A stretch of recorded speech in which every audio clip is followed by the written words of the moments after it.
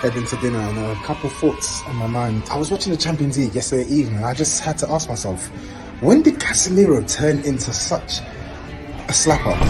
Every day go to ground. Musiala had him in a spin cycle and Onana. Oh nah. Man wants to do more interviews. Brother, save some shots. Sorry for the line, I'm in the lobby. Yeah? But SAEED, man went all the way to Munich. And so, you're even lucky you didn't see 5. You're lucky you didn't see 5. You're lucky you didn't see 6. You were an absolute shambles. And that Bruno Fernandes, I told you about that guy. Maddison is better than that guy. The Butcher, the Ross Clark Butcher. Every single time I watch him this season, he's getting chopped and sliced like a piece of steak, like a piece of meat. The Butcher, my back foot. Hold that. Hold that, bro. Yeah?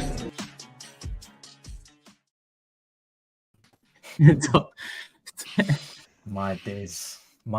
Tobs is out here enjoying himself, sending shots from the middle of the ocean.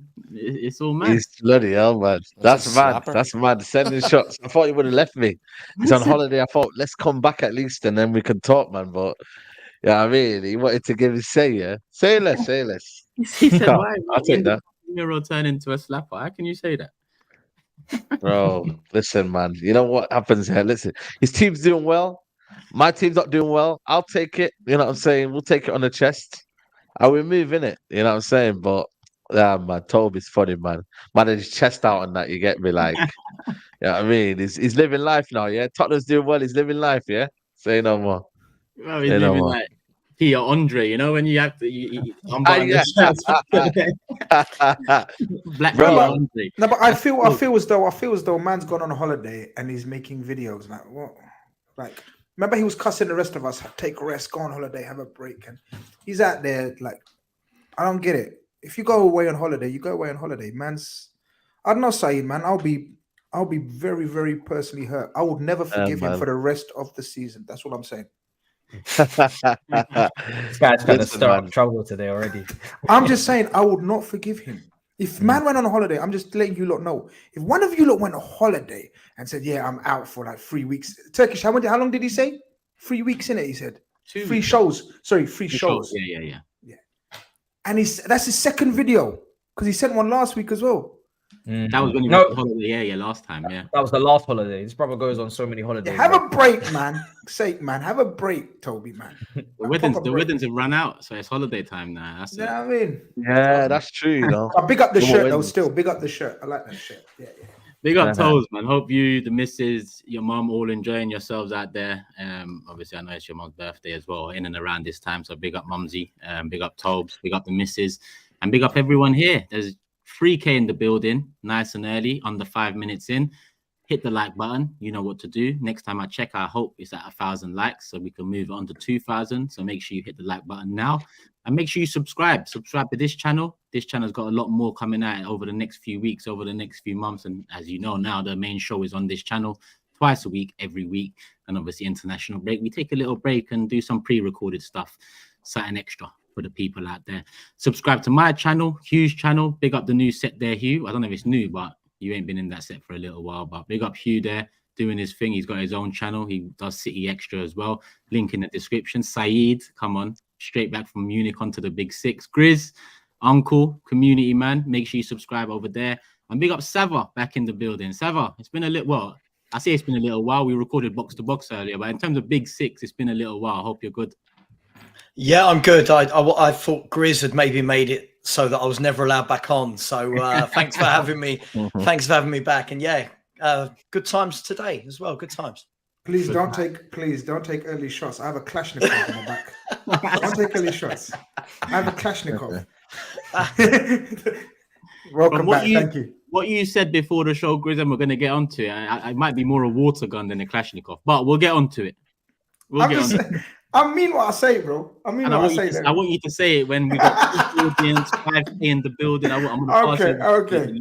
Let people know what he said. And obviously, last but not least, we got Matisse in the building. You know what he's about already. Go subscribe to his channel in the description below. He does stuff on DR, Bleacher Report, all of that. So follow up the socials as well. We've all got socials, as well as the Big Six at the Big Six Show and Skull Thuggery, another intro. He's on a roll this season. We've had a few intros. It's only game week 6. We're getting intros for previews now. It's all mad. So big him up, subscribe to his channel, big part of the team. And let's get into it. I think, obviously, this weekend, the big one is the North London derby, but we've just had Champions League fixtures, obviously Europa League 2. Hope everyone's enjoyed Europe this week. Funny. I know what you mean by that. Yeah, I'm glad you took it because the shot was straight for you, my bro. It was straight for you. But yeah, It actually took me a second to clock what was going on there. I was like, oh yeah, they're not in it, Crazy. Savva, you done well because the shot was very much for Matisse there, and he knew it. He knew it. But yeah, Europe, light work for some, difficult for others. SAEED, Munich. It was always going to be a difficult away fixture. Yeah, You didn't have high hopes. can't lie. Oh, you did go. Yeah, I came there with hope, man. I came there with hope, man. I didn't really expect a lot. There was a lot of people asking me in Munich, what the result's going to be. I was like, listen, man, just let me enjoy Oktoberfest, the atmosphere, Munich crowd, And as you get to the stadium, you're like, well, yeah, what are we really predicting? Is it going to be a kind of a high-scoring game? Is it going to be one-sided affair? And you know what? Familiar story, man. United started off well, man. 20 minutes FC, as you would call it.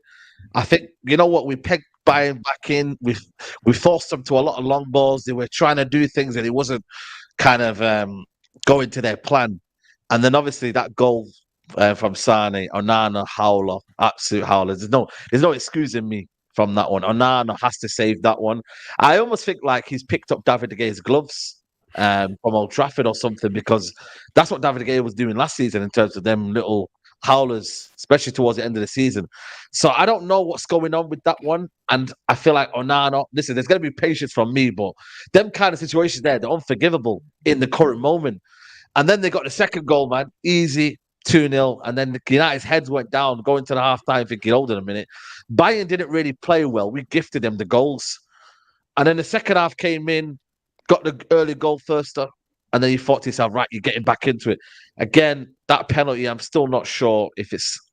I think it's a bit harsh for me because Eriksen, for me, where does he put his hand? And also, the referee actually gave decision for the corner, and then there was another judgment of call, and obviously went to VAR. But all in all, I think after the 3-1, to be honest with you, it was kind of a game that kind of flattered us, really. I know that we got a goal back in there and, it was 4-3, but I'm not going to lie to you. Bayern controlled the game when it needed to be controlled.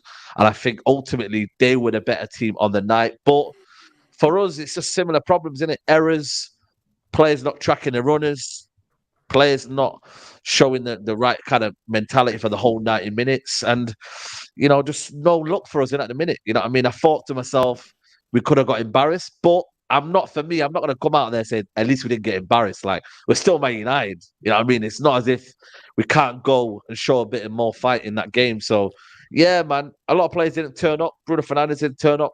Casemiro was a bit... I know he got the 2 goals, but I thought for me, that midfield is getting left too wide open. Eriksen hasn't got the legs. So, yeah, man. But again, I'm not going to lie to you. Bayern weren't great. And I knew that going into the game. But I feel like now, with Man United, you don't have to be great to beat us. If you could just have the fundamentals with Man United and beat them when they're down, press them when you need to, and just show the core principles, I don't think you have to do much to beat Man United in a minute. We're defensively bad at the minute. I'm not going to kind of cry about injuries, but there are injuries there. And obviously, certain players are just not performing. There's a lot of players not performing. And Reguilon is our best player. and that says a lot, really. Where your lone player is performing the last 2 games as your better player. So, yeah, man, disappointed but expected, innit? That's what I kind of feel now at the minute with United. You're disappointed in the moment, but you kind of expect it when you come out of there. So, yeah, man, 20-minute FC. There you go. That's the way I kind of look at it from my point of view. I think that's fair. I think you could have come here and said, we put up a fight, we got a couple late goals, we were in Munich against one of the best teams in Europe, but you're being more honest about it, because obviously I watched the Arsenal game, so I caught up with the highlights on the United game, and that sort of a result tends to... I'm not saying Ten Hag was under pressure enough for his job to be on the line yet, but that sort of a result kind of buys some extra time or consideration from some fans, but you're not having it. No, I think for me, I could easily say that, but I still think there's certain parts of the game where at 3-1, I just felt like we just kind of gave up. I think the substitutions were quite late. Certain players stayed on when they should have been taken off. I just think there were certain elements I was like, I'm not. Again, it's Bayern Munich away from home, so I'm not expecting a lot at the same time. But I still thought there was still errors in our game. Bruno Fernandes giving the ball away for the 4th goal. You know, players not tracking their runners. I think there was still elements in there where had a Bayern at full throttle and a full kind of, they would have smashed us easily. But luckily, they're not great, but then we're not great as well. So the game it was basically that game 4-3, where they should have beat us by a comfortable margin, but they kind of lackadaisical, you know what I mean? They were pouring it all right, but we were just, you know, a few moments of hope, but not really enough to build on. And that was just kind of summed up United in a minute. So, I mean, I'm not going to be too down about it because, again, there's bigger issues. I think Burnley away is a bigger issue. But for me, they're not great, Bayern, and I still judge by that. I think, to be honest with you, there's still glaring holes in that midfield for me. They're not a great team, obviously, right now in the season in their development. So, but again, United are not great, and that's how the game came off, really, to be honest with you. They're probably there for the taking last night, Bayern, a little bit. They're definitely having problems, you know, with Not on Man City, they would have destroyed them. Some players aren't happy with Thomas Tuchel. I think Kimmich has possibly publicly said something. They're not playing great. They've dropped a couple of points early doors in the Bundesliga as well. There's at least 3, maybe 4 teams on this panel I'd fancy to have won that game last night, but it just kind of shows the level you're at. It's not for everyone. Bayern away, it's not for everyone. I've been there and I've walked away. Yeah. Like any other team, I think Arsenal would have destroyed them. I'm not gonna lie to you. The way Arsenal are playing right now, I think Arsenal would have beat Bayern away from home. I love the way you said even. I was gonna say even Arsenal. Very rude. Very rude. Okay. You're gonna take that, sir? But I'm just saying, like, no. I'm saying that in a way. His wording's wrong, but the intention's right. Let him land. Okay. We're doing intentions now. Okay. Keep that same energy. Okay. But no, I think Arsenal would have went there and destroyed. I just think Bayern are just not there, man. I've been watching this season. Their midfield balance is quite poor. You know what I mean? But yeah, man, I just think we didn't have enough in our artillery to take an advantage. We just didn't have that. So yeah, man. Listen, they start off slow, they'll get better. But right now, you know what I mean, we met them at the wrong time, and obviously they had clinical players to finish off certain games, etc., etc.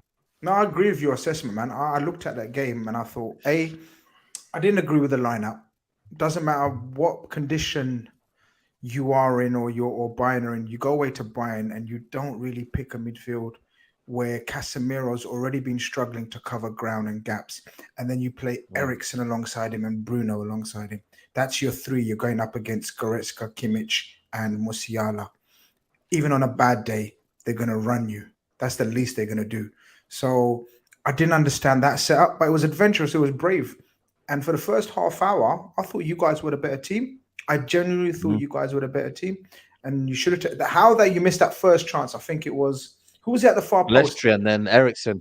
Yeah. Lestri. Okay, this is mad. Like charity FC today, GRIZZ Khan, but I thought that was a penalty, you know, guys. I don't know about you guys, but it looked like a penalty to me. I don't know if you guys think the same. If not, fuck it, we move on. But I thought it was a penalty.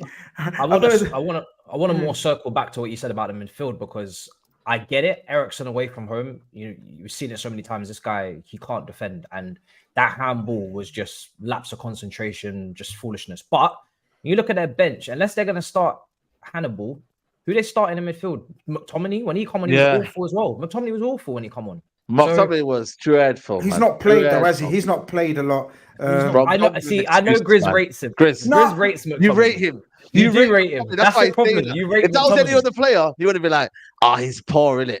The way you said Are you not doing this in 2023? Where you're taking one line from 2021, right? And you're just holding me to that line. Where all I said was, you always return back to it, though, GRIZZ. You always return back to it. If you had a bit of form now, you'd be glazing over him. Listen, don't go anywhere. You're still on United. But that's a new word I've heard, so I don't even know what it means. I find that when you kind of like, getting excited about him. Don't worry about it. But all I said at the time, people that don't know, all I said at the time was he could be your Jordan Henderson. So the comparison I gave was the fans don't rate him. You know, the coaches seemed to rate him at the time, or they kept picking him, and the next coach kept picking him. And all I said was he's very much hated amongst the fan base, whatever. But he could come good. Like Jordan Henderson went through the same thing. We were about to sell him to Fulham, swap him for Clint Dempsey. You know what I mean? We were about to swap. But Jordan Henderson's a natural leader, though. McTominay is no leader. I don't think Jordan Henderson's a natural leader at all. Come on, man. He's a leader, man. He's Come not on. a natural Even for leader. me. He's not. He developed nicely. But anyway, forget the McTominay. I didn't say like. Yeah, go on. You also have Klopp, which is a coach that can turn. Yeah, sure. I get that. Water into wine. Not everybody needs to have a Jordan Henderson in their team. You can just have a baller in there as well. It's not illegal. Yeah, I hear you. That's good. I get that. But that was the point about McTominay. Overall, Man United. What can we say that we haven't said already? Like they look good. Let me ask you a question though.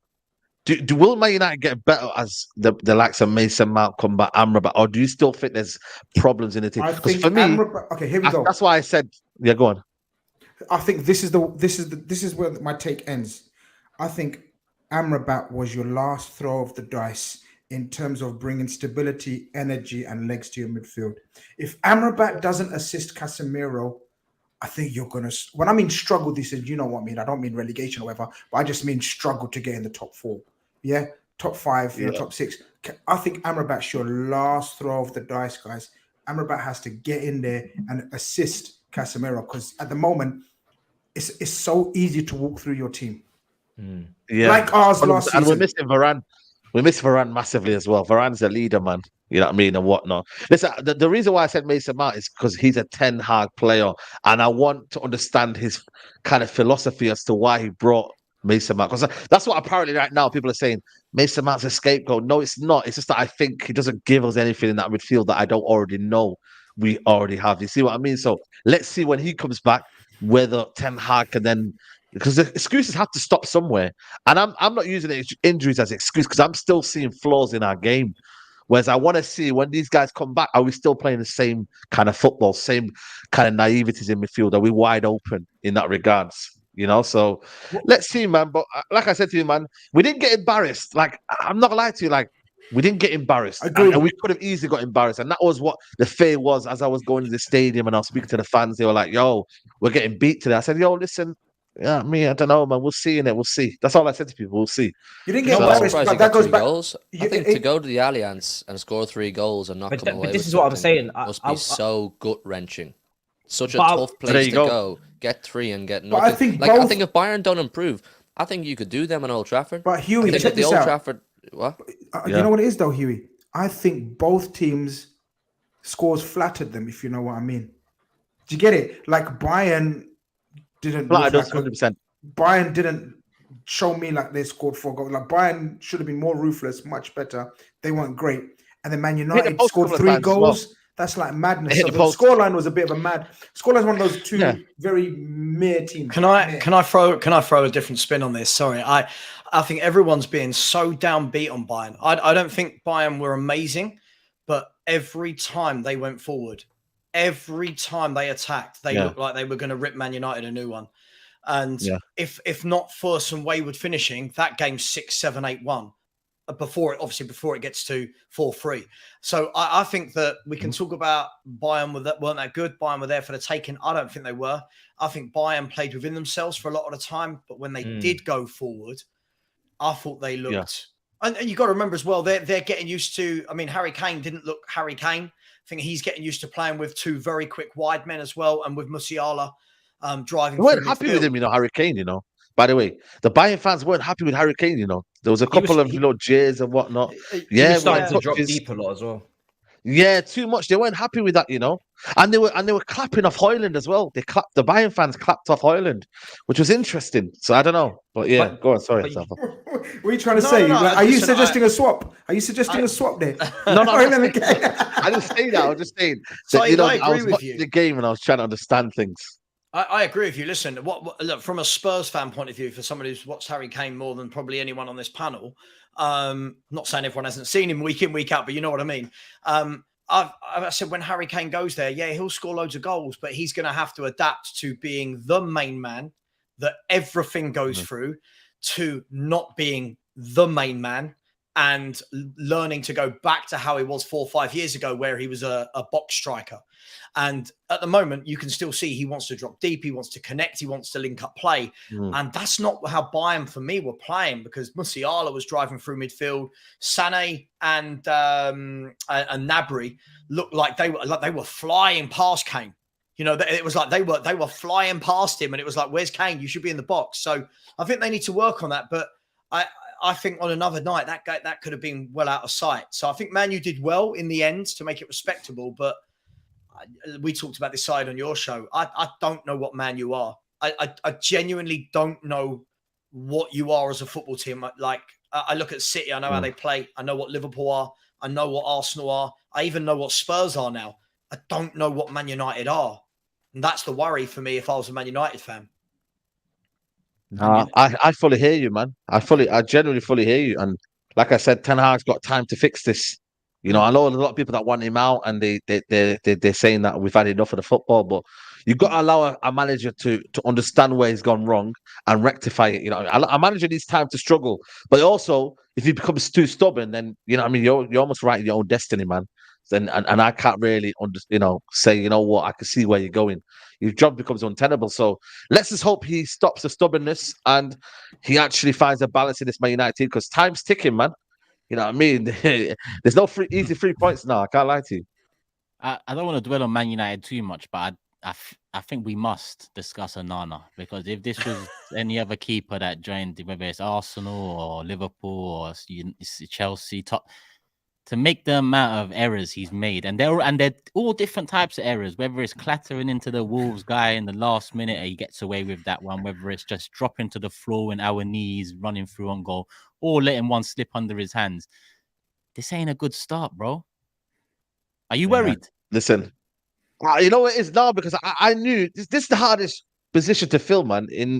I think for me in this United team, and just in general, my United keeper, we've only had Van der Sar, Peter Schmeichel and David De Gea, and we've had 7 years in between where it's just been kind of meh. It's a difficult position, and you've got to be patient. But having said that, bro, that goal, man, I was distraught. I went on my knees, bro. I said, wow. What, in the stadium? Bro, I swear to you, man, I went off my seat. I was like, whoa. I went down to the ground, man. I was like, you know when Pep Guardiola did that celebration after the Tottenham one, where he just went on his knees? Bro, I did that, man. I was like, yo. Because you know what? You can see it. And normally you're on TV, you're like, bro, I could see that. And then what I didn't like was the way he just lied down on the floor. I said, get up, bro, man. Come on, man, get up, man. Let's do this. You know what I'm saying? So I just feel like for me, did you feel like helping each other up? Like he help you up, you help him up, like one of them brother ones. Like, come on, bro, let's get up. Just like, bro. I feel like for me, I don't think he's a better shot stopper than David De Gea. I'll be real with you. I think David De Gea is a better shot stopper. But we bought him more than that. This idea of a new modern day keeper needs to be good distribution, play out from the back. You need to be able to kind of, play that balls into the fullbacks and set the presses, set the tempo. Like that's what we bought him for. But at the same time, I've always said, man, you got to be a keeper first. And I'm looking at the first couple of goals in the season. There's a couple of them I'm like, you got to do better, man. But then there's going to be good saves as well. But it's got to be patient. I think for me, the defensive kind of almost, I don't know, man. Like I feel like there's a lot of nervousness there in terms of like he's got to do a lot. There's a lot of shots he's having to face as well. Like I thought he wouldn't be facing at this current stage, but it doesn't excuse it, man. I think for me, it's been a sticky one, man, and he has to keep on going because the scrutiny every week, man. It's not just Serie A and that, you know what I mean, Italian football. Like we might watch it here and there, but this one, every week the microscope's on you, so you got to then perform. So. I don't know, man. It's difficult because I could say David De Gea, when he came to the football club, he was 19, 20 when he made the mistake. This guy's 27 now, so he's experienced, man. But I'm going to give him the patience. But I get you, man. Like he's looking a bit suspect right now. And I think GRIZZ mentioned it as well. You said he was going to cause a lot of mistakes, but I said it's going to be fun. It's difficult to explain. I said the words I used was, and he was like, give the man, he's elite. I said he's going to be fun, but he's going to be fun for the opposition fans. Like we're going to have so much fun with him. And it's turning out to be, look how much fun we've had with Onana. It's game week 5. Look how much fun we had with him. Yeah, no. Have you been on social media? The memes, the gifs about Onana, the pictures of him. Not to, man. I can't lie. What's that character in EastEnders, man? Is it Uncle, the guy that's... Patrick. Have you seen that meme with him and Patrick? Like, this is madness. For me, in my opinion, I said at the time, He's the totally wrong profile of goalkeeper that you guys needed. What you guys needed, in my opinion, was a secure, safe keeper as opposed to an extravagant personality, big personality, excitable goalkeeper. Your team, your defenders are probably your weak point. Like, you got so many injury prone. You're chopping and changing your fullbacks injury prone, both of them. You needed a stable keeper who's not all about excitement, crazy decision making, big ego. Give me an example. Top of my head, I can't think right now, but I'm sure there's safe, stable goalkeepers. For example, the one that you lot were targeting was the Porto one, I believe. Was it Diogo Costa? So you needed someone. This guy is Fabian Barthez Part 2. This guy is mad on the ball. I agree. I think you're being a bit harsh there, man. No problem. It's only 5 weeks. GRIZZ, I reckon he's Massimo Taibi. Wait, hold on. No, Savva. Savva, hold on. Turkish and Savva. You lot are wild. Savva and Turkish, hold on. He's saying, calm down. Let's relax. You're like, it's 5 weeks in, and every week we're talking about your goalkeeper. You didn't need that. Yeah, that's 5 weeks. I understand that. So on the ball, mistakes can happen. What you're talking about, we didn't see what we saw in the Champions League final. What is it? A guy was established. Yeah, but let me quickly finish. Your team, you're talking about you're trying to find a keeper that's gonna elevate your level of play, your build-up play, and everything. And else. he will. For me, that's the finishing touch. Yeah, that you're doing a keeper. Your team is not even closely, remotely near that state of phase of play process. It's not on him though. That's not on him. That's not on him though. You just said that's why you bought him. No, I get that, but that's so you need to build the rest of your team. Your structure, your foundation is so weak. On top of that, you've signed one of the most extravagant keepers in Europe, because that's what he was known for. Extravagant, stuff in even individual decision making. For me, it was a wild transfer. If you think he's the man for you, no problem. We speak in game week 12 where you're going to be on honor out. Bookmark this.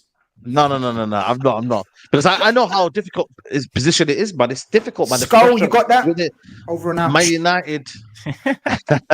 No, I think for me, it's not on him for the structure of the midfield and defense to be. That's on the manager. And once the manager does that, there'll hopefully be less shots for him to face. But I get it. The errors that Sane had, they're gonna happen in a game, and that was a bad error, man. That's unforgivable.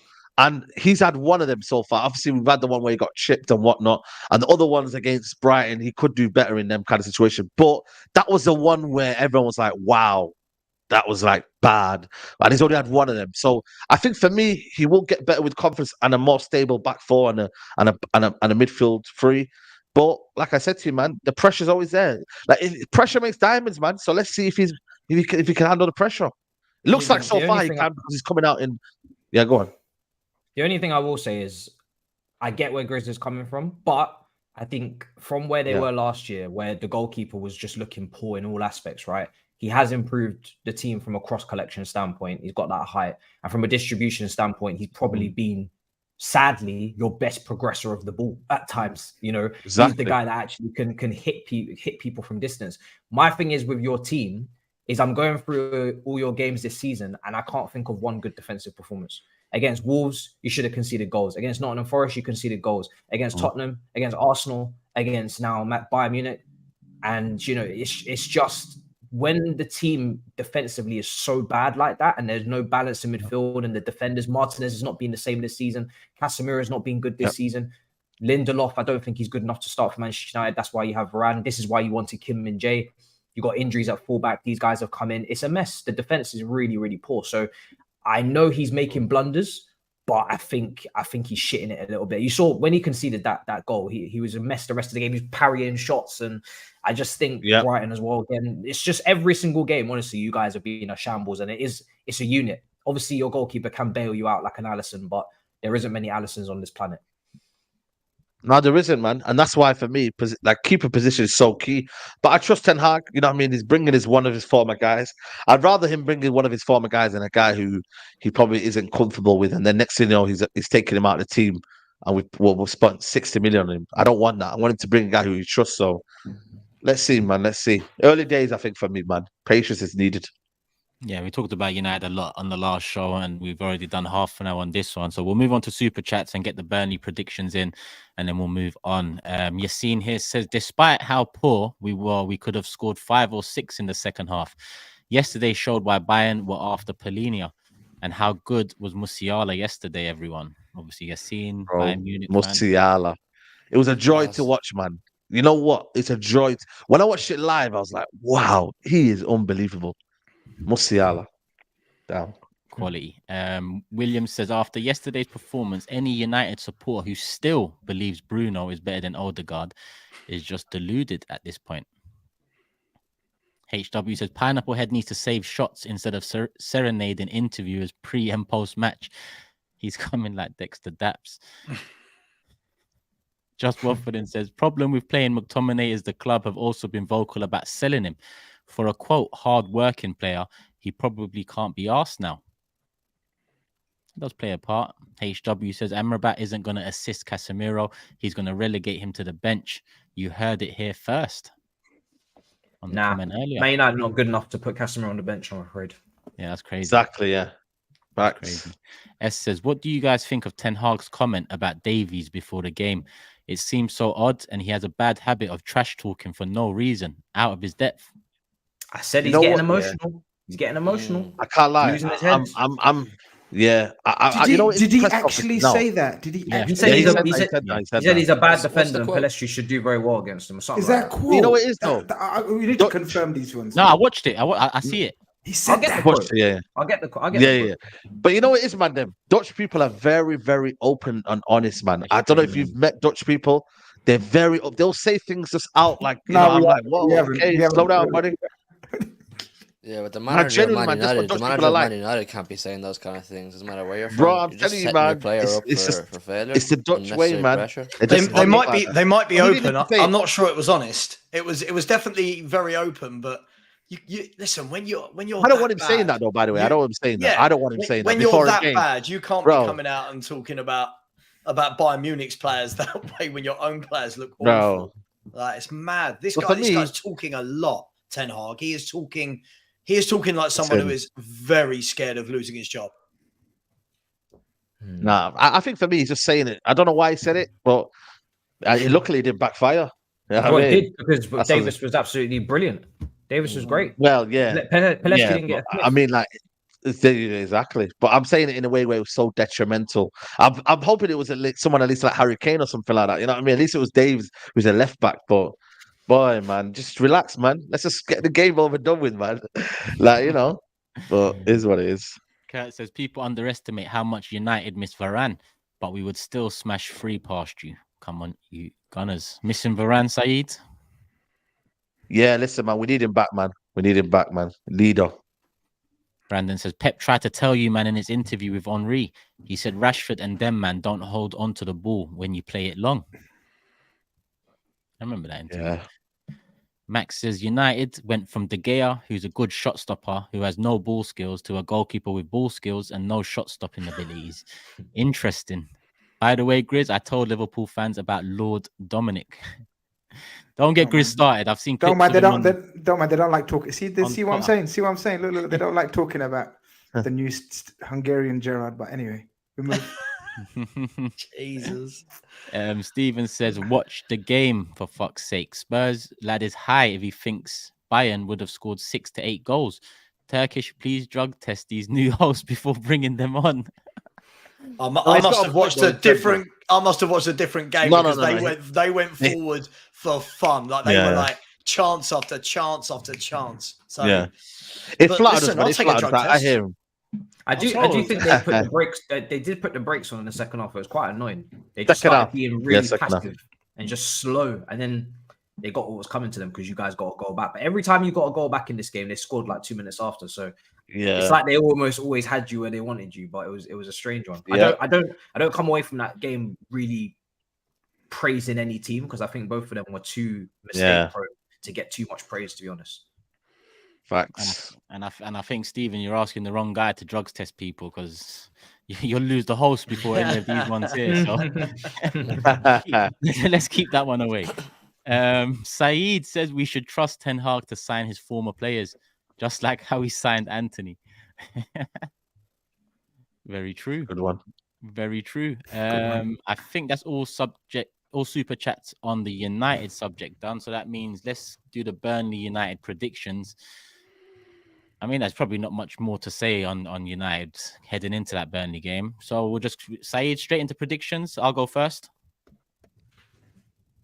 It's a mad one because I want to say Burnley takes something from this game, but Is that Turf Moor? Is it? Yeah, Turf Moor. Late kickoff on Saturday. Didn't they beat you like 3-0 in the game recently, like behind closed doors? Oh yeah, obviously, come on, man. Behind closed doors in Carrington, man. Psychological. Yeah, I mean, come on, man. It's a mad Shit. one. So even in that game, you didn't defend well. Open doors, closed doors, doesn't matter, bro. Jesus Christ. Burnley have 1 point this season, man. Is it 1 point they have? We're looking up to you, Turkish man. Come on, we're looking up to you. 2-2. We take our heat from you. I'm sorry. Sorry. Tobs just sent his in. He's gone 2-1 to United. Savva.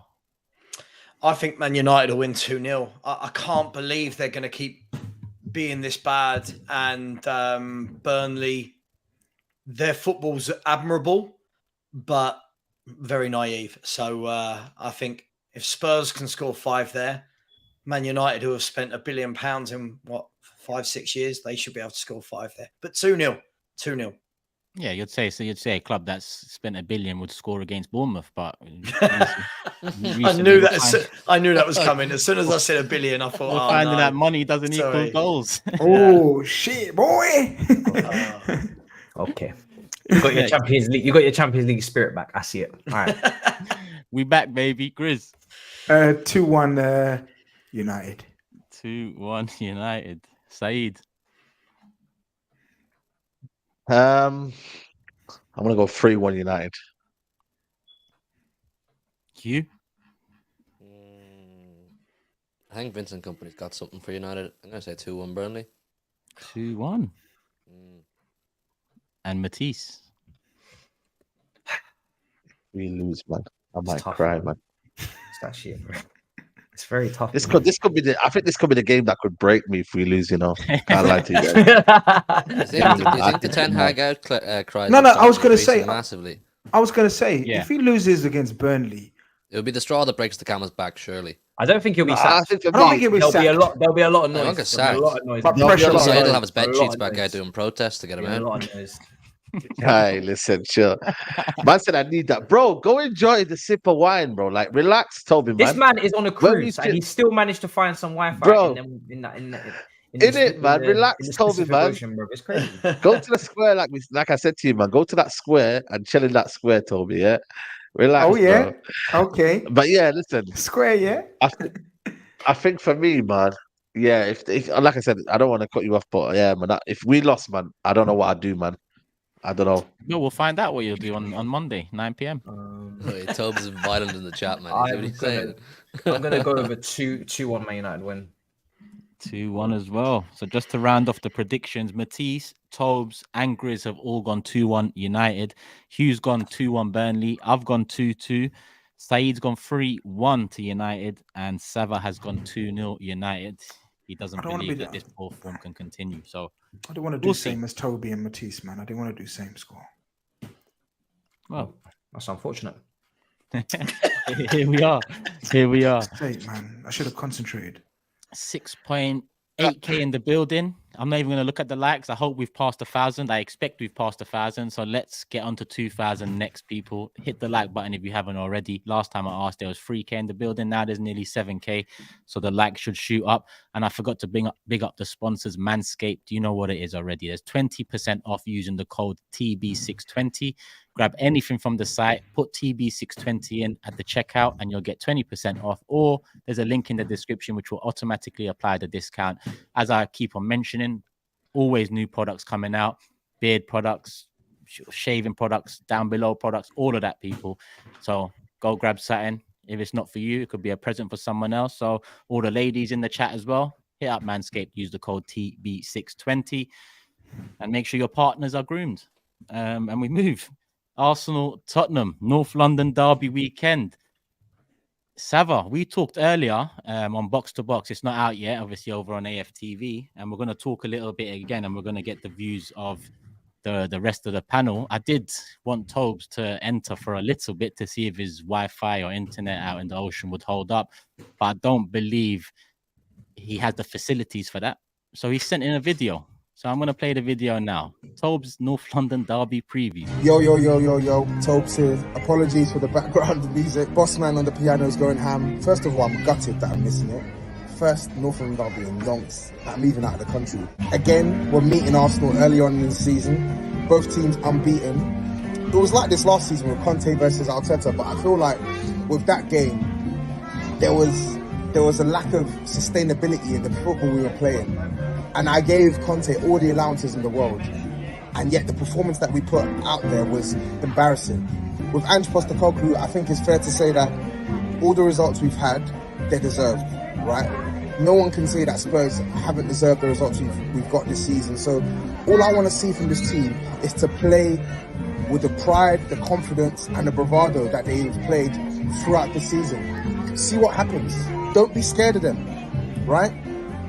I know more than most that it's only a fool will look at Tottenham's record and go into this game with the utmost confidence. But there is a difference to the team now, man. Like, there's a lot more backbone. There's a lot more technical quality, man. And there's a manager who's going to put belief in this team to go there and try and impose themselves in the game and not be worried about what the opposition can throw at us, right? I love Conte, but the performance we had at their ground last year was cowardly. I don't want to see Spurs be cowards. I don't want to see Ange Postecoglou and the team be cowards. Go out there, play your stuff, and see what happens. Oi, boss man, I beg you play Beethoven's Fifth. The way you're working those keys has a man whining. I can't lie. Absolutely foot-tap-tastic, flipping hell. I truly am all at sea.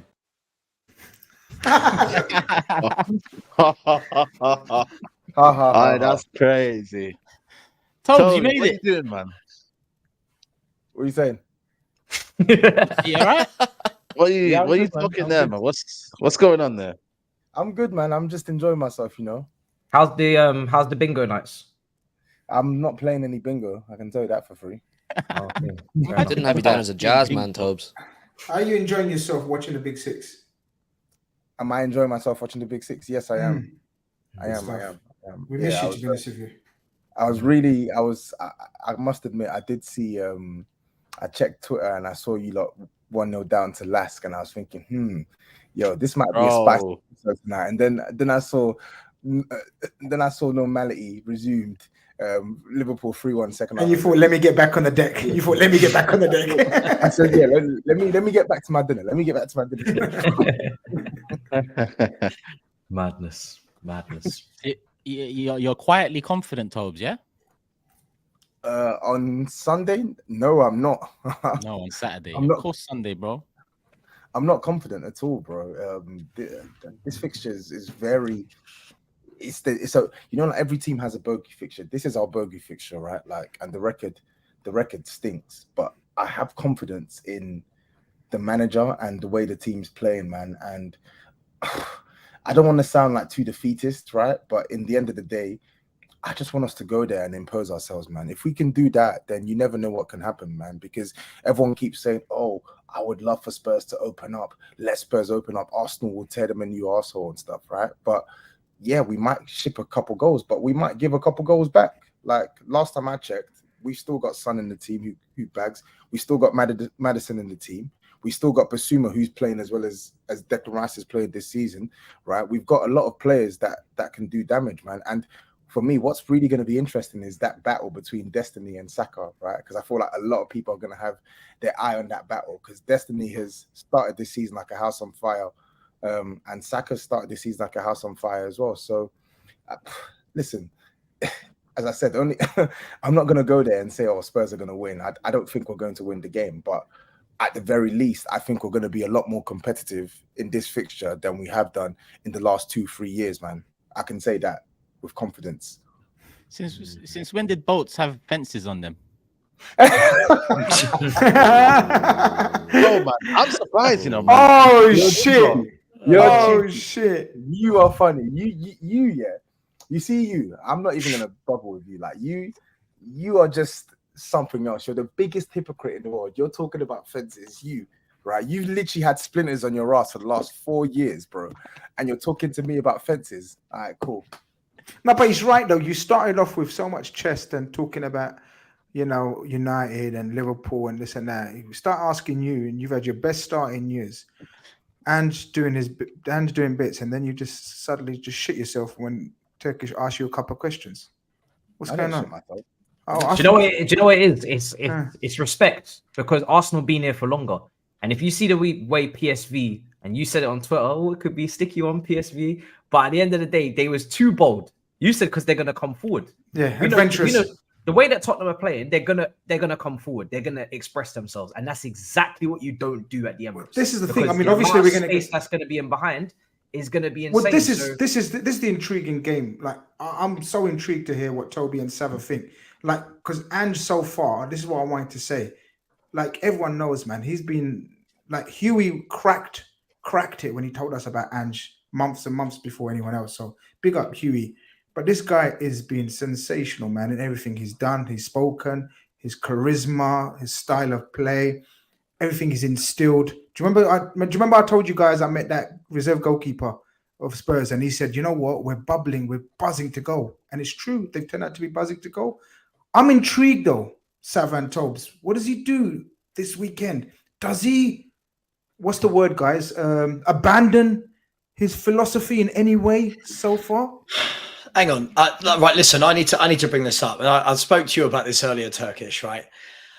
Every time an Arsenal fan, obviously not you, GRIZZ, but I'm saying every time an Arsenal fan talks to me, they're like, "Oh, please, please come to Arsenal and play the football you're playing."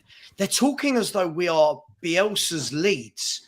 It's like they've not actually watched Tottenham play this season. They're just assuming because we're playing football again that we go gung-ho and no one defends and we've got no midfield grit and the defenders aren't working well. That's not how we're playing at all. We're playing a controlled style of attacking football. We've got Basuma and Sarr in there. They're engines and they're tracking back, and it's been phenomenal. Destiny Udogie and Poro cutting in have been brilliant. Stopping those runs, blocking them in the midfield. And so far, Van der Ven and Romero have been very, very good. But I don't know what everyone keeps saying, like we're just going to come there and open up and like part like the Red Sea. That's not the Tottenham I've been watching. I don't know what Tobes thinks, but you know what, Savva? But I want to back you though. I don't think Arsenal have been playing well this season. Though I don't understand. I don't understand. You know what, Turkish? I keep saying this. I said it on Twitter. Yeah, you do keep saying it. I don't know why you keep saying it, bro. But I don't think Arsenal have got the swagger, man. I think Arsenal have not been out of first gate. I know they had the good Champions League win, but I don't think Arsenal have been convincing this season. I think this could be the game where they could announce themselves and be like, yo, we are here. And you know what? We destroyed Tottenham. But I think for me, I think this is an even game, guys. You know, I really do. I think it's not as kind of cutthroat as what people think. Tottenham are coming in with their form. Tottenham have got their man. You know what I mean? They've got Romero now in the form of his life. Toby, did you hear that, by the way? Are you there? This isn't the form of his life. Sure. Like, he was just How does he keep doing this? Don't tell me shush, because you are lucky. You are lucky that I wasn't here to massacre your midget butcher. Yeah? Your midget butcher. Bro, you're on holiday, man. You're on holiday. To massacre your leprechaun centre back. Leprechaun. Bro, this is what I'm saying. North of the Derby, are you confident? Are you confident though? He's meant to be no. He's meant to be a butcher. Is he gonna pocket Jesus? He's meant to be a butcher, and he is being carved up like a leg of lamb. No, but let's listen to the North of the Derby. Is he gonna pocket Jesus? Is he gonna pocket him? You shush, yeah. You shush. Let me ask you a question though. No, come off the fence for 1 minute. Is he gonna pocket Jesus? Do you believe in your man? Who? Romero. Yeah, of course. Is he gonna pocket Jesus? I don't know about pocketing Jesus. Jesus is a live wire, bro. Like, what does that even mean? He's a talent. No, I'm just saying though, is he gonna get the better out of him? Is he gonna hold him down? You know what I mean? Is he gonna, you know what I mean, get the best out of him? I don't know. We'll wait and see. Don't know. I don't believe in Romero then. I'd give him more of a shout. What I'll tell you is he'll do a better job than Lisandro will do. I'll tell you that for free. Yeah, cool. I don't understand Tobes' lack of confidence for this game. I think this game has come at a really good time for Tottenham. Talk about Martinez, but his team is deflated. Come I on, just mate. think- We're I just arguing I know where it comes from, Huey. It's Yeah, coming. I agree with Saeed. I think Arsenal, When did they're doing their job. They haven't been convincing. They haven't had that swagger that they did have last season. And Tottenham are coming in flying high. There's very little expectation on them to actually win the game, which is going to work in their favour. And they can do the whole gung ho thing. There's a feel good factor with Tottenham. This is probably the most exciting North London derby they've had from their perspective in a long time. 'Cause they genuinely could get something, I believe. Listen, man. You know what? Let me ask a question though. No, I'm here. I just want the Okay, Spurs well, lads. Yeah, I'm just before the Spurs lads go. I think Huey, just to answer Huey's point, I think it comes from literally their record at Arsenal. PTSD. That's what it is. PTSD, mate. Yeah, it's literally No, that. they've got a bad record as well, though. They've got a bad record, though. I don't That's think they've won in 10 years, innit? That's How many years have lasted? That's what I'm We've got talking one- about. We've innit? got one win. That's what I'm in talking like- about. One win in like Sorry? one win in like 30 years or something like that. But that's what I'm Yeah, talking it's a about. bad innit? record. I can't lie. It's a bad record. Yeah, that's Right. great. Bad record. Listen, like- can I- Listen, Ange, man. He's It's the like- guy. the thing is- Come on. It's like, listen. The thing is, Hugh. I thought Hugh would be quite sympathetic because it's like he wouldn't come to Spurs and put his chest out and go for a win, would he? Despite Man City being all conquering Man City, because he knows that they've got a bad record there. For the amount of time we've been on the Big Six, Hugh's never come with chest when it comes to Spurs away. I don't think you predicted a win last season, did you? Or the season before? I don't remember. Probably did. I never predicted City to There not you win. go then. There you go then. And you're miles better than us, right? So some teams have their bogey fixtures, but to Savva's point, I think a lot of people, right? A lot of people are expecting for Spurs to be lambs to the slaughter, right? Oh, if we play our football, we're gonna get annihilated. Like, don't get it No. twisted. The football we're playing now, of course, you require an element of risk, which means that we will give up some chances, right? But the benefit of giving up those chances, playing that football, is we are also going to try and inflict some pain on our side as well, right? We have guys who are stronger defensively in the team now. We have guys who are much better at playing under pressure. We have less error-prone players in the starting 11 right now. We have a goalkeeper who isn't at the tail end of his career, who's actually going to help us play out from the back. Do you get what I'm saying? Like, I think it's going to be an entertaining game, man. And I'm not going to, as I said, if you want to call me a pussy for saying that I don't think Spurs are going to win, fine, call me a pussy. But at the very least, I know from what I've seen this season, we're going to go there and we're actually going to give Arsenal a good game, bro. Like, which is more than I can say in the last 2-3 years. I think it's going to be a blockbuster. I think it's genuinely going to be a blockbuster. I think it'll be really high scoring, just based off my brief knowledge of Ange. As you know, he won't change his game plan. Doesn't matter who he's playing against. If you watch Celtic's run of the Champions League last year, they had Real Madrid, Leipzig, and some other decent team.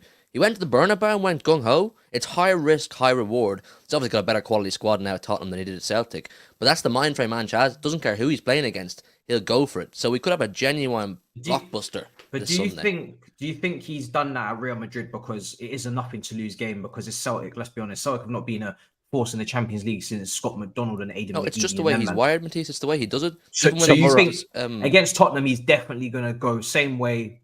You know, yeah, 110%. He won't go to a plan B. He won't decide to play more defensive and show any respect to Arsenal. He'll really go for it. Even when Real Madrid came to Celtic Park, Celtic nearly got something from that game. Now, they lost 3-0 in the end, but for about 60 minutes, they're peppering Real Madrid's defence. I think they hit the crossbar once or twice. Like, the bottom line is, he doesn't change his approach regardless of the opposition, the fixture, or the circumstances. And it'll be no different, I believe, on Sunday. That's why I think we're going to have a class game. I'm really, really looking forward to this one. Can I just chuck in that I think first and foremost, just because I said we don't play gung ho, for everyone in the chat saying I think we're going to beat Arsenal, I've not said that at all. I've not. That's never come out of my mouth. Look, Turkish, we talked about this earlier. For me, I think you're looking at two teams that have got an identical record so far this season. Right, both teams are on +8. I think you've conceded 4, we've conceded 5. We've scored 13, you've scored 12. So it's absolutely the same records, 13 points from 15. People can say Spurs haven't played anyone yet, but if we're going to use that as an example, then you could throw exactly the same accusation at Arsenal. That Arsenal have played the same level of teams that we have. But the best team that both of us have played has been Man United. Right, let that sink in. And for me, I just think, to echo Toby's point, this is the this is the best. No, let me phrase it. That's not the right word. This is the most excited I think Spurs fans have been going to the Emirates, not purely thinking we're going to win, but because we're actually going to give a game of it. We're going to make a game of it.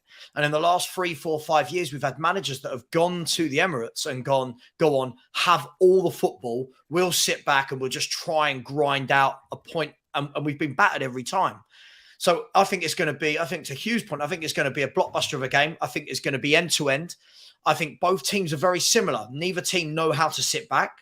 Neither team are going to have their defense on the edge of their own penalty box. Both teams like to attack. But both teams, for me, I've seen it with Arsenal this season and Spurs. Both teams are very susceptible to being caught. I saw Man United caught Arsenal a number of times in behind with Rashford. And Rashford wasn't great that day, but a number of times where if Rashford had just made a different decision, they could have scored goals. Same with us. I'm not sitting there saying we're any different. We haven't been tested. The best centre forward we've played against to date would be Dominic Solanke. Maybe. Do you know what I mean? Like Mbuemo, right? So for me, this is a massive game for both clubs. I think it's going to be a 2-2 draw. I'll put that right out there right now. I think it's going to be a draw, but I do make Arsenal overwhelming favourites. I'm not shying away from that as a Spurs fan.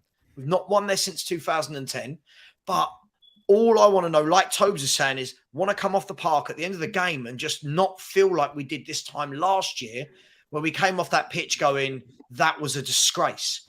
And last thing I'll say, sorry, I've vented a little bit there, but I just wanted to get my point in about Spurs.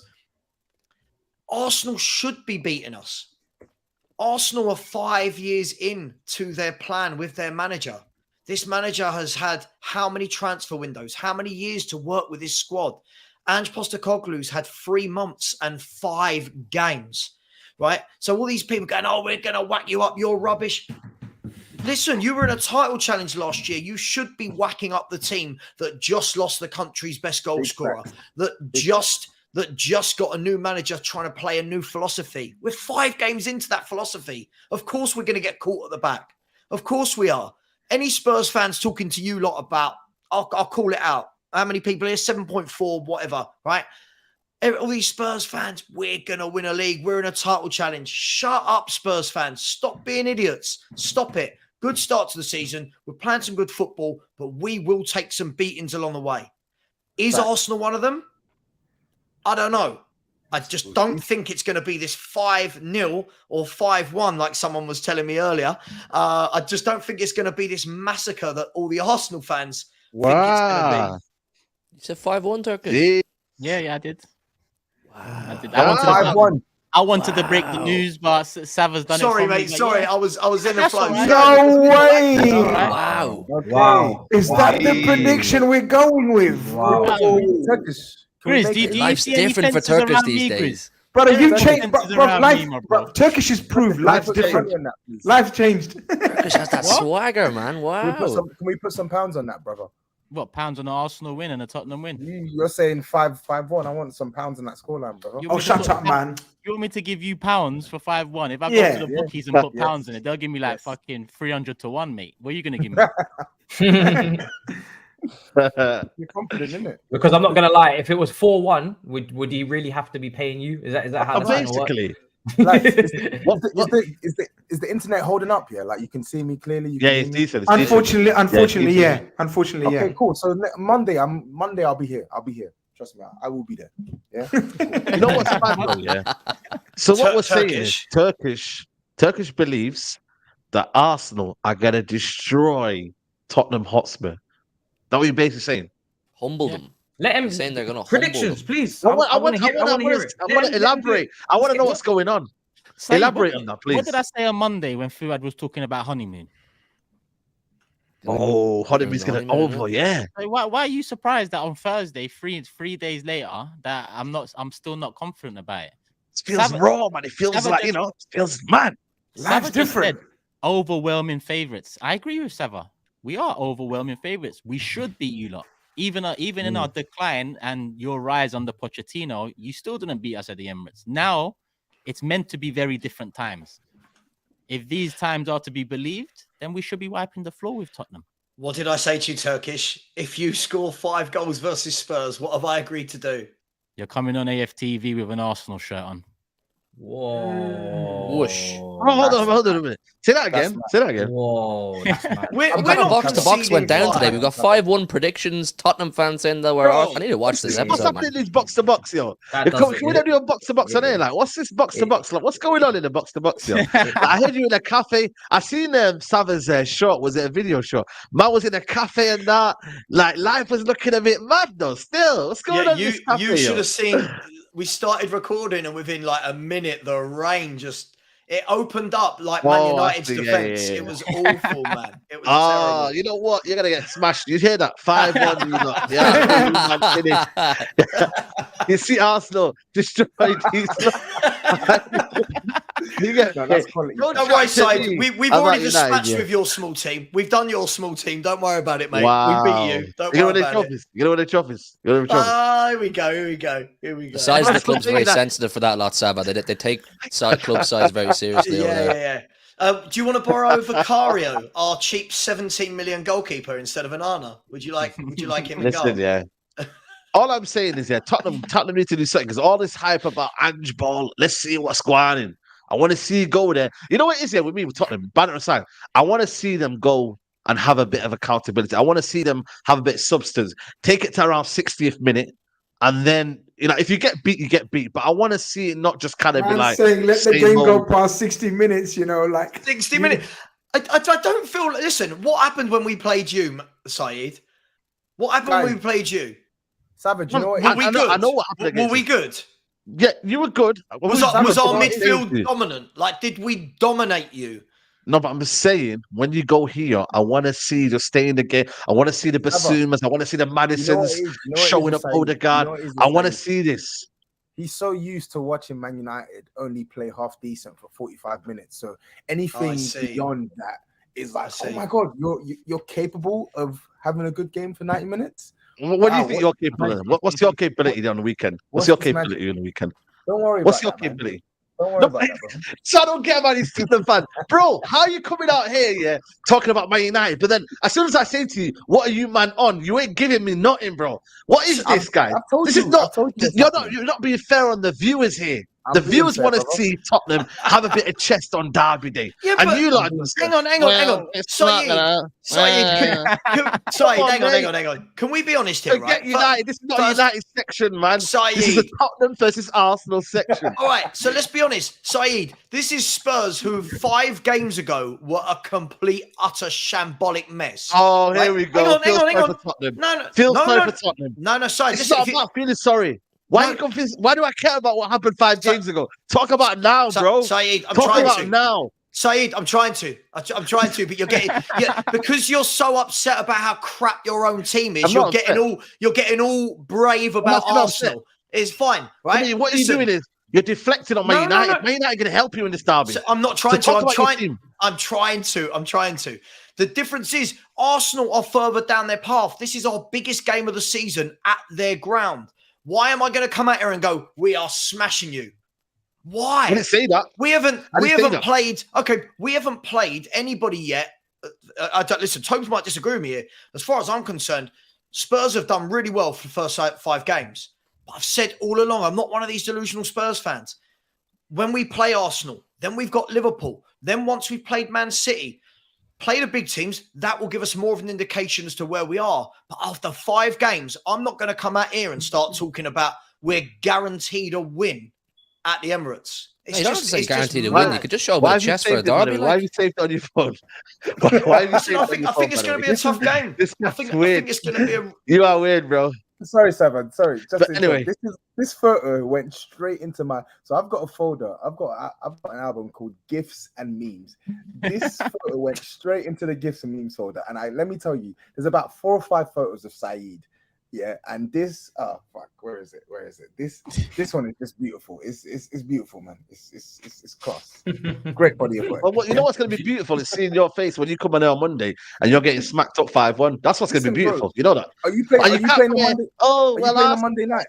You're gonna get the corn, and I hope Romero has a stink fest because I will be here Monday night. Brother, even If he pops out a he could disaster have- class, he I could will have the be here, worst and you game in the best be world. here. No internet problems because your internet's calm right now. So Yeah, none of this internet. I want to see I you will be here. there. I will I'll be tell you what, for a man Okay. that had 95 excuses at the ready for Man United, it's funny that because someone won't say we're going to beat Arsenal, I have some chest. What about your team? Did I once say that? Did I once say that in the chat? I didn't say that. I didn't say that. Excuse- But I feel like excuse it's FC. Savva. No, but what you're doing though is you're flipping out all these excuses without No having to find excuses. somewhere This in is a tough yourself. game. It is.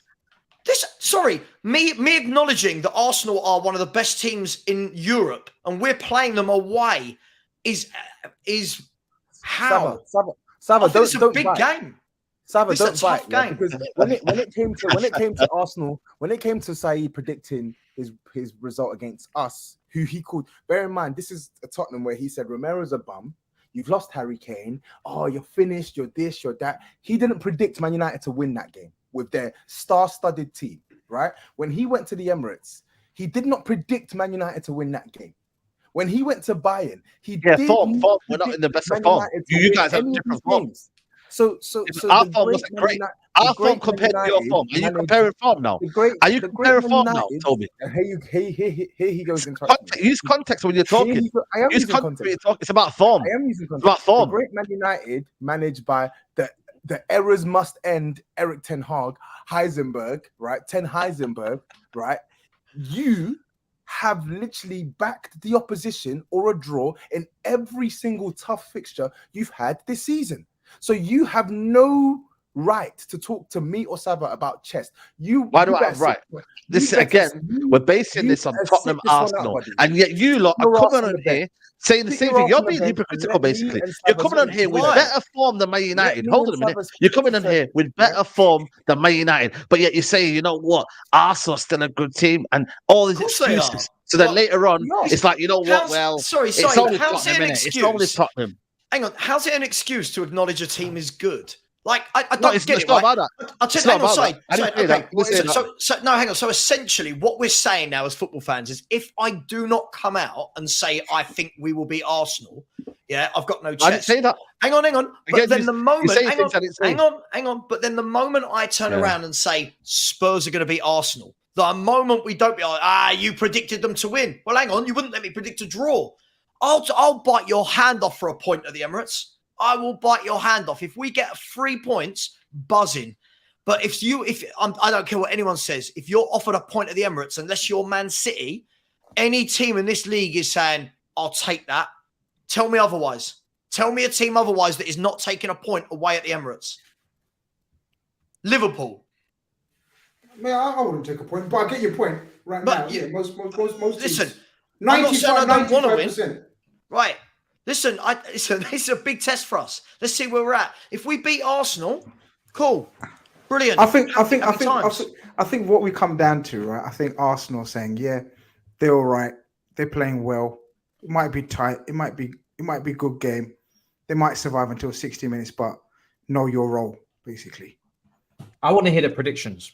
Yeah, should we do predictions? It's been a lot of talking. That 5-1 I actually want locked to in. Chats as well, though. Let me backed up. Let me do super chats and then we'll do predictions. I want to hear Matisse's prediction before mine, though. Oh, we can't change. We can't change the order. That's not how it works. we can't change the order. Shit, man. Cool. Mr. BP says, Turk, I've asked you this before, asking you again. How long till Martin Odegaard overtakes Cesc Fabregas for Arsenal? Maybe recency bias, but one major trophy, and that does it for me. It depends what you mean about overtakes. It's the same answer as last time. I think Tobs jumped in on that as well last time. In my opinion, Odegaard doesn't touch Fabregas in terms of quality and levels. But if Odegaard wins a major trophy for us, even not as captain, but as captain, he goes down as a bigger Arsenal, as an Arsenal legend. You don't think he comes close to him? To Fabregas? Yeah. No, I don't either. Bro. Fabregas was... Okay. No, I rate Fabregas higher, but I'm saying, like, you dismissed it. Like, doesn't come close. Fabregas has Odegaard's a baller, man. Fabregas has Odegaard is a baller. This is why people shouldn't take it as disrespect, because Fabregas was a baller. Fabregas has everything Odegaard has and more. He's more efficient in the box as well. No, I hear that. He can drop and play the 6. Odegaard can't do these things. No, I hear that. Odegaard's sick Yeah. at what he does, but Yeah. Fabregas could do the same. So I don't think he'll ever touch him in terms of levels or Fair quality. But enough. you Fair win a enough. major trophy after this trophy drought that major trophy drought, Premier League, Champions League, all of that. Then yeah, but FA Cups won't do it. Otherwise, Ramsey would have overtaken Fabregas if FA Cups do it. It doesn't. Fabregas is levels to a lot of man that we've had since. Well, every single one we've had since. Mark says the Emirates is the smallest ground in North London. Spurs walk away from that little shed with 3 points. There's some confidence there. Shed. Where are we? Edward says, good evening, guys. Big fan of yours as an Arsenal and Celtic fan. Bit worried about the game, but still think we'll win, Turkish. Will be a good game, though. 100%. Big up everyone tuning in from Ireland and all over the gaff. Cesar says, Spurs given too much credit. We win the midfield if Zinni tucks in. Do we really believe Spurs' attack will hurt Arsenal's defense the way Arsenal's attack will hurt Spurs? But that's the key. If it's a toe for toe thing, then I do believe we will open them up and it'll be light work. That's my honest opinion. And you'll get that in the prediction I make. Dial Square says, I beg Spurs to come and try play fatty ball on Sunday. It could be like the Christians versus the Lions. North London forever. I'm not a... I don't know. I don't even know what that means, if I'm honest with you, Christians and Lions, but... Anyone know? Nah. Something from the Bible? I don't know. Tevin says, the thing is, we've played 5 games against teams that sit 10 deep. The moment we got space, we got a bit of joy. This should be intriguing. However, I understand most Arsenal fans hope for more openness. 100%. For Turkish, just 40. Thoughts on some fans saying Trossard over Martinelli already? They're mad. Seems premature to me. Sometimes think he does not get enough credit. Also think defensively he puts in a proper shift. It's not just Arsenal fans that do this. A lot of fans do this now. They get connected to players more so than the overall picture of the club. Like even with this Raya and Ramsdale stuff, there's so much noise about we feel sorry for Ramsdale. Is he okay? Like that's not nice. And bro, what's not nice? We're a football club. It's a fucking football club. At the end of the day, Martinelli was our top scorer in the league last year. Why? Because Trossard comes and gets a goal or a couple goals now. We should forget about Martinelli. There's no chance. And Trossard's a quality player, but that's how far we've come in terms of squad depth. But Martinelli comes straight back in. You ask any of these men here who they'd rather come up against that Martinelli and Trossard, and without even asking, I think the majority would be they'd rather face Trossard than Martinelli. Maybe I'm wrong, but I'd assume the majority, considering Martinelli's had great games against Tottenham, great games against Liverpool in particular, and Chelsea. Big up Ange. Both of them are a problem. Both of them are a problem. Like Trossard got a hat trick at Anfield, so different problems. It's a good problem. It's a good problem to have, man. It's a good problem to have. You've got one person that's ridiculously quick, takes people on, and you've got another one that can, whip it with his right foot in a shot, and then left foot can pick out somebody with a cross. So these are nice problems to have. Not anything to complain about for sure. 100%. It's a good headache. Max says, big up Ange as a fellow Australian and talking about mental health. But that's where he's going for a holiday this weekend. I'm sorry, Spurs fans, but if you struggle to beat someone in extra time, then you're going to get slapped up. Thank you for the super. Can I just respond to that? I see a lot of people this week saying, "Oh, you struggled to beat Sheffield United." But didn't Arsenal beat Everton, who are god awful, 1-0? Like, isn't it the same thing? Am I missing? I don't know if I'm missing something there. Like, I don't understand why it's all one way to when Spurs are struggling, but not if Arsenal do. Like, I don't get it, but hey, that's just me. And if anyone watched that game, we absolutely dominated that game from start to finish and should have killed the game in 90 minutes. So what's the problem? We got the result that we deserved. As we did. HW says this should be the shortest convo in Big Six history. Spurs couldn't beat us even when they were at their peak under Poch, and we were declining under Wenger. It will be a calm win like it is every year. HW, I literally said the same thing about a couple of minutes ago. Tevin, again, this is honestly a bit disingenuous because Spurs are playing better, but Arsenal are playing different with more control and poise. It should be good. DM says, Ange better than Poch. I believe a draw or Spods win. Arsenal back in Champions League for the first time in 100 years and be an average team, and people think they can win. Record hype. Spods beat us, Chelsea, last year. That's where it all came from. It makes sense at the end. Good luck. Ibby says, I'm not happy, Turkish. We've got 13 points while in first gear, but man, we've lost our swagger. Where is my swagger? In all seriousness, 4-2 Arsenal. Ibby there, tongue in cheek. Big Arsenal fan. Peb says, Porro has been good this season, but I worry about him defensively against Arsenal. And S says, what's with the Conte revisionism? Like Spurs haven't looked forward to play us the last few years. Last season, best start to a season in 50 years and had chest. Spurs fans can count 5 years. It's 3.5 years and we're challenging for the title. I think that was when Savva said 5 years. Arteta, yeah, this is his 4th season. Well, it'll be 4 years in total, December, innit? But yeah, Crosscom Shot says, Arsenal fans are getting too cocky. Time for a humbling. We've seen many times overwhelming favourites get blamed in the derby. We will be there.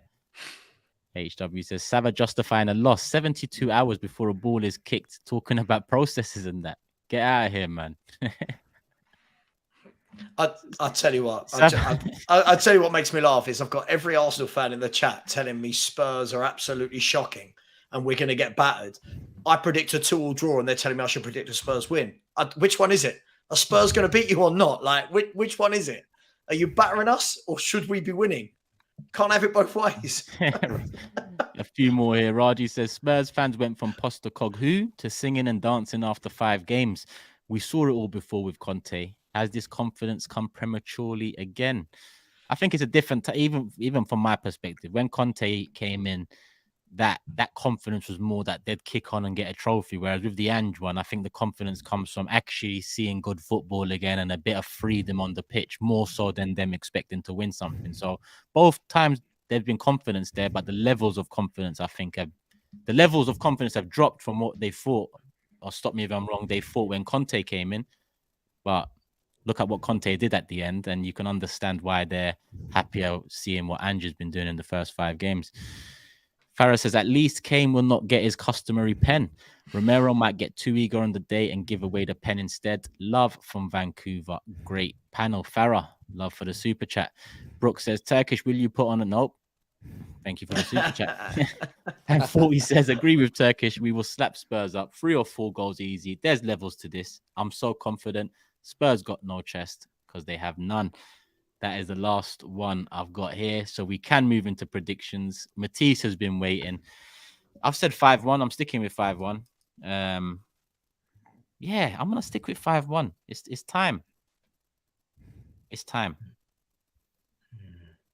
Who's next? 2-2.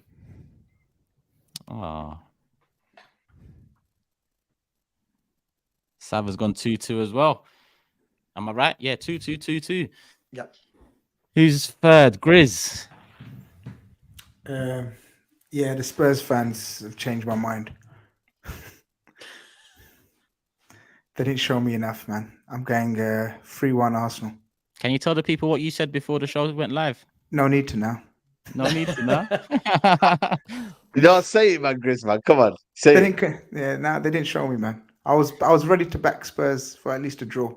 But yeah, man, 3-1 Arsenal. All right, GRIZZ has gone 3-1. fine, SAEED. fine. Just I'm going to before go Saeed 2-1 answers- Arsenal.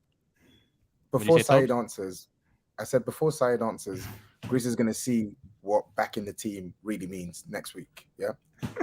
Oh, shit. Let's go, man. Me and you're going in it. Me and you're going in it. Are we still going? Big 2. Bro, sold out, bro. Are you sold back? Out. I'm struggling. Are you bro. back? Sold out. Yeah, I'm back, but it's bro, sold out. Sold out. All right, let me deal with. Let me deal with it. They're happy to. Community man. Hugh. Community man. Let me deal with it. 3-2 Arsenal. Matisse, you've heard all the predictions. 3-1 Arsenal. I see what I mean. See what I mean. Am I bottom? At my bottom. If you would like to replace me and copy my scores, we can more than exchange. More than exchange. GRIZZ is shitting his These pants now. tactics, these are tactics, bro. You lot don't know. That's all the predictions, actually. Just to round them up, Matisse and GRIZZ have gone for a 3-1 Arsenal win. Tobs and Savva have gone 2-2 draw. Saeed's gone 2-1 Arsenal. Hugh's gone 3-2 Arsenal. And I've gone 5-1 Arsenal. So all wins aside from the 2 Tottenham representatives, Savva, and a big up to Tobs as well. Tobs, you get back to enjoying your cruise and whatnot. We'll talk soon. Monday, we'll link up again. Bless up, lads. Peace. Alright. Take care. Big Big up, up, bro. Love, my bro. Love. Cool. That's all them predictions. We've got 3 more. This ain't going to be that long of a show, people, because I've got Forever Arsenal at 11 p.m. as well, where I'm going to need some of your help out there. Stay tuned, because listen, we've built a community here. And if you can't call on the community when you need some help, then why build a community? I need your help on Forever Arsenal at 11. I'm going to explain why later. And let's move brief discussions on the next 3 fixtures and then predictions, starting with Liverpool, West Ham. Tough game. West Ham just won today as a game. You know what I mean? Trophy in Europe.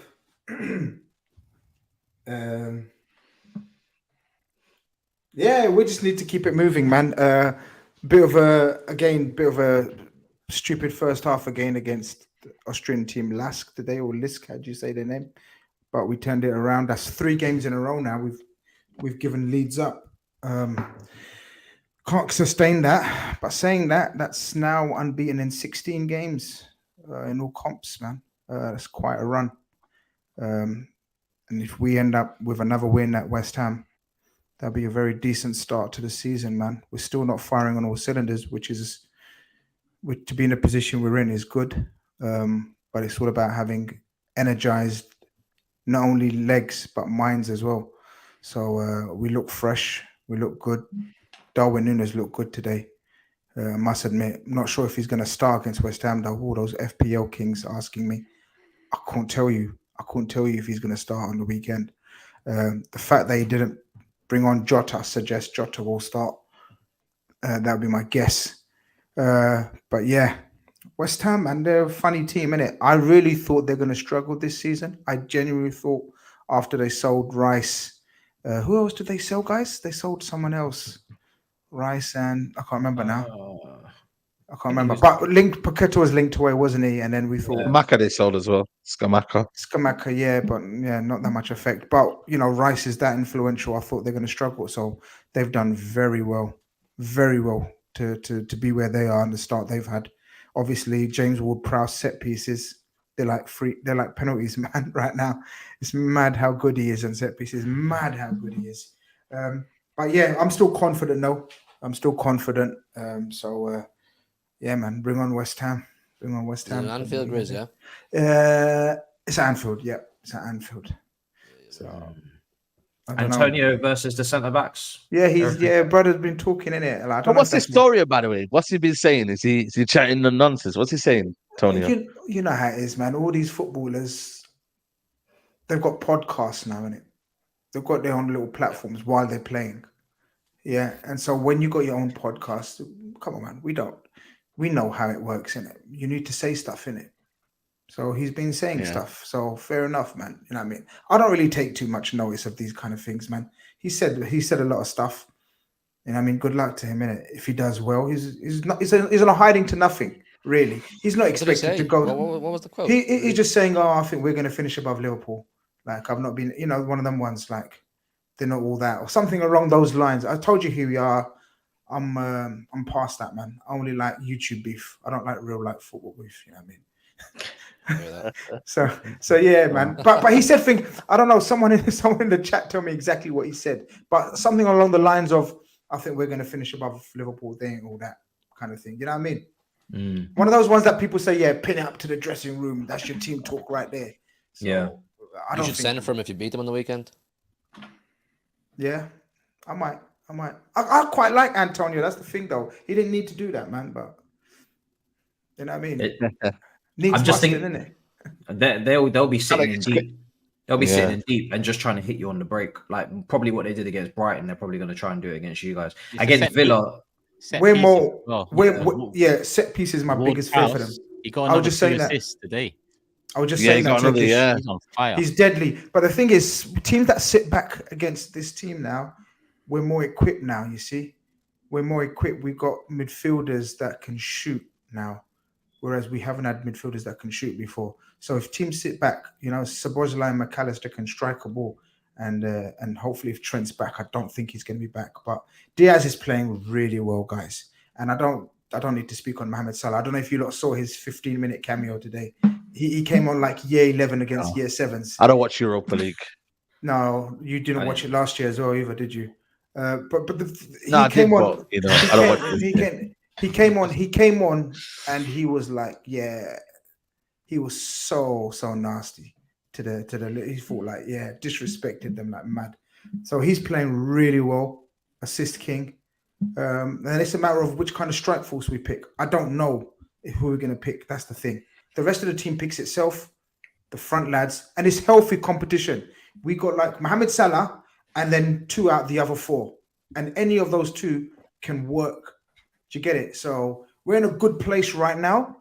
We've got a lot of work to do to extinguish the demons of last season, but we're in a good place. Yeah, Nunes played I just heard you say anyway. Nunes. Nunes a problem, man. I need to take him out, man, because I don't think he's going to start on the weekend. Of course he's not, man. 90 minutes today. It's not happening. I think it'll be Jota, Salah, Diaz, to be honest. But we'll see. We'll see. It's hard to predict. Definitely. Your prediction, isn't it? Sorry. Yeah, actually, wait. A super chat just come in. Let me just see if it's on the subject. Yeah, it is. Max says, "Bro, James Ward-Prowse is a freak when it comes to free kicks, penalties, etc. Honestly, someone could tie a bandana around his eyes and he would still score an assist. Be very careful, Liverpool." But in saying that, Lord Dominic and Salah, tasty. They got Max.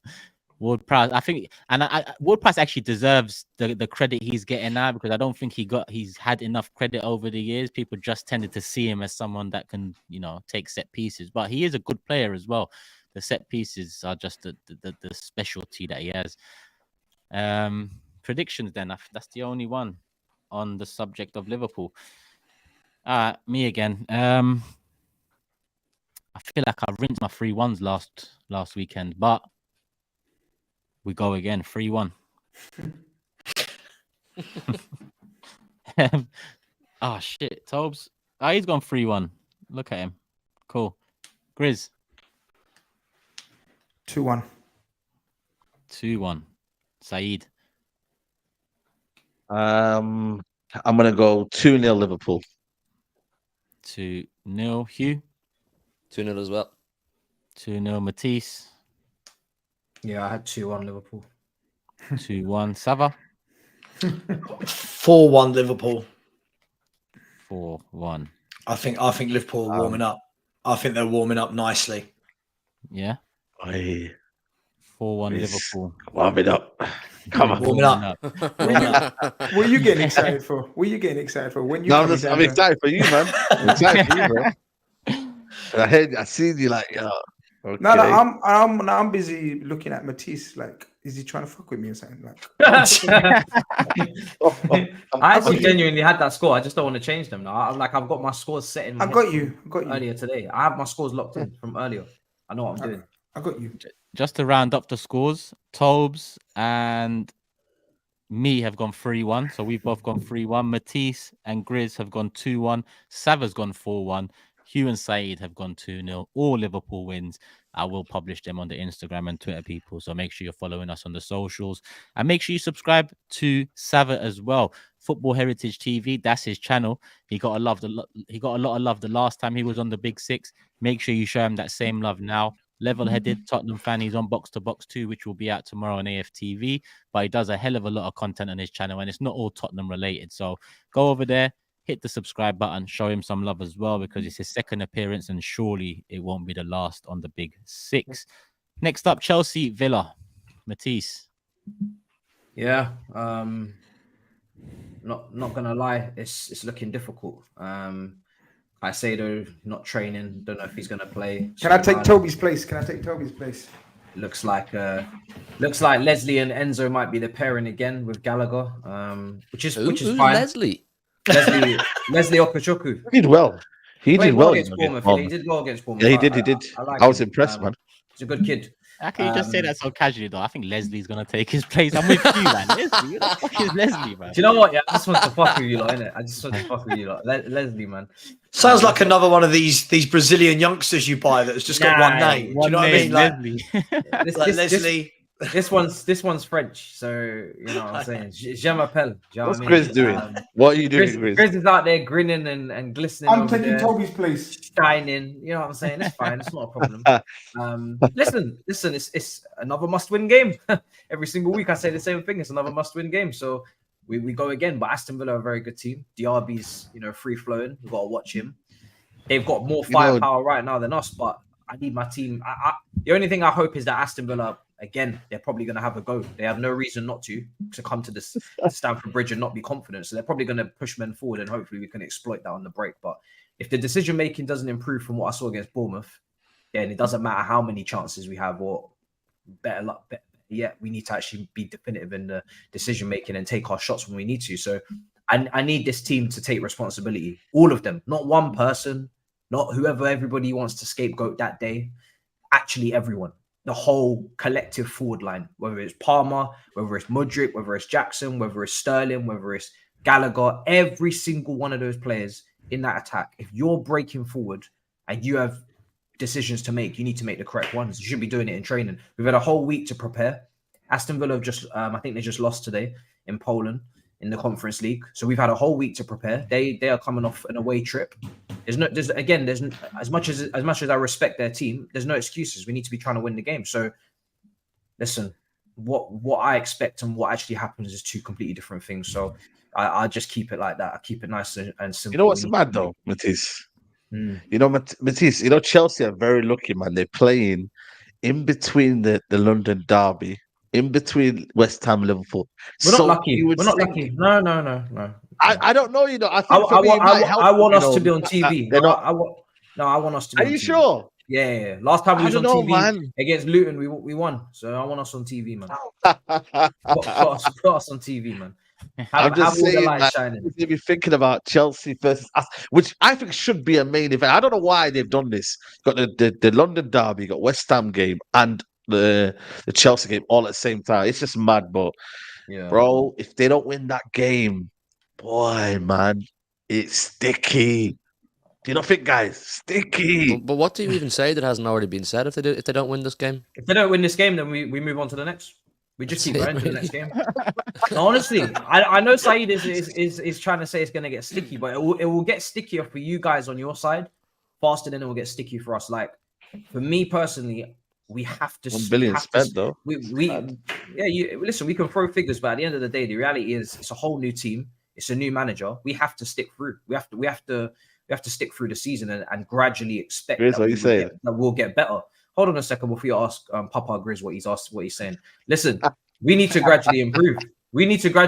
And the manager has only just come in. So as much as I've got frustrations with certain decisions that he's making, I'm not going to start lashing out and saying, "Oh, sack him" or "sell this guy." No. Those are not the solutions anymore. Everybody that leaves, whether it's João Felix or Hudson-Odoi, these guys start to flourish and enjoy life again. Hudson-Odoi is curling them in.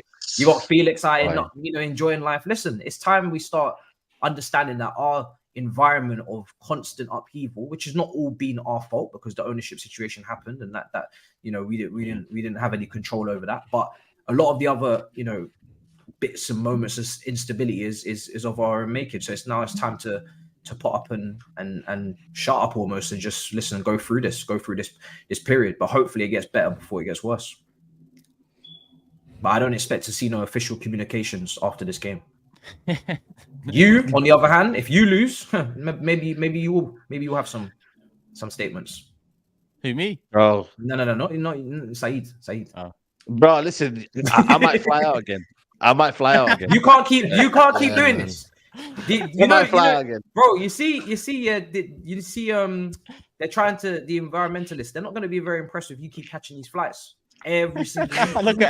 You need to try and pick another mode of travel. Have you tried train? Have you tried I went to Magaluf because United lost to Brighton. You can't just keep getting out every time Manchester United win. My grandkids won't be able to see shit if you keep doing this shit, bro. You need to stay home. None of that, bro. Stay home. Bro. Enough of these flights. Listen, we can't stay home, man. Look, we cannot No, replace. bro, you went to another country, you caught an L, you coming back. You know what I'm saying? Why do you keep running? Just stay where you are, man. Where you going? That's what they say. Run from the problems, innit? And you don't feel it, man. You don't feel the, Whatever happened to being front line, SAEED, man? Come on. Nah, man. Frontline days are over, man. I'm off duty now. Off duty. That's what it's called. Off duty now. Off duty, SAEED now. That's it. That's me. Side, get a train down. Support Spurs. We're doing bits under Postecoglou, mate. Feel free to join the revolution. Yeah, thank you very much. I'd rather suffer more, mate. Yeah, I'm saying. Never have to think about it. I would never win a trophy. We win a trophy every 15 years. It's all right, man. Come over. We're due one soon. Yeah. No, but I know, Matisse, I know you're saying like no pressure on him and you're not gonna call for his head and all of that business. When will you? Is there a point? Well, like you've had a very easy start on paper. Mm-hmm. And the game not played on paper. Exactly, I was going to say, but luckily the game's not. I wasn't going to say that, but I was going to say it now. Luckily the game's not played on paper. but what you gonna do, man? Because fixtures. All we can do is try to get people back fit. First of all, stop picking up so many injuries because it's just getting ridiculous. I can't even. From one day to the next, I don't even know who's available. And every single game, keep improving, keep working on things in training. But what I was saying, and gradually get better. That's all I could. Second half of the season, you see it so many times. Even when Potter was sacked, Chelsea were about 8 points off top 4, right? And because they hired Frank Lampard instead, decided to go down the vibes and the connections and all these things to the club, we ended up obviously being nowhere near it. But if you had gone on a run, then you could have been in a conversation. Toby was saying it so often. So the season is long. I can't sit here after 5. It's not going to change after 6 games, 7 games, 8 games, 9 games, 10 games minimum you want to see before you even start. The only thing I want to question and worry is like Chelsea pre-season. Correct me if I'm wrong. Played a total different way. Yeah, and total different setup. True. And he's gone. I don't know what was his principles. I haven't followed him enough in recent times. Obviously, I know him from the Spurs days, but I don't know, man. Because in preseason, you look like a whole different attacking outlet and threat. Now I know Nkunku you're going to mention, but one man can't change your whole way of attacking and your lack of threat going forward, because at the moment it's and he seems to, instead of when you usually teams have a lack of threat, what some teams do is put an extra attacker on the pitch, especially when you're playing at home against lower opposition. He's playing very defensively, like for example Enzo and Sterling behind your striker, and Enzo's not really a goal-scoring midfielder. He's more of a creator and a controller of tempo. When's his philosophy going to change, do you think? Because he's got to score more goals, right? I want him to swap that. I think as much as obviously Gallagher's not had the worst start, he's actually been decent in some of the games. He's going to get in the second half. I would like to see Palmer in those spaces in between the lines, getting shots off, because I know he doesn't mind a pop. But am I going to sit here and expect him to carry this team? No. Like I said, everybody in that forward line has to contribute. Mudryk started against Bournemouth, had a good start to the game, first 20 minutes. Then he didn't really see too much more of the ball. He needs to build on that start again. Sterling needs to come back to what he was showing in the first few games. Everybody has to chip in. It's not any one person. Like you said, Nkunku being out, yes, then Carney goes in. Okay, then he's out. Okay, cool. Now who's next? You've got to keep finding new solutions. But like I said, it's a manager that's 5-6 games in. So I'm not expecting this philosophy to be fully fleshed out. I just want to see people playing in their natural positions. I want to see us making better decisions, at the players taking more responsibility. When you are up against an open team like Bournemouth and there are gaps and there's space everywhere, come on now. Like, make the right decisions. Take the shots. Look at Odegaard's finish against PSV. I saw Gallagher, Palmer, these guys were in the same positions. They're not pulling the trigger. They're passing out to Jackson, who then has to take a touch and then it gets recirculated. So at the end of the day, there needs to be some sort of individual quality as well. And that's what Chelsea are lacking, is everything is overcomplicated, everything's overplayed, when really there's many moments where other top players will just put that ball in the back of the net in the scenarios that the manager has put the team out to be, you know, to be positioned in. Look at Chelsea, how many chances they've had this season.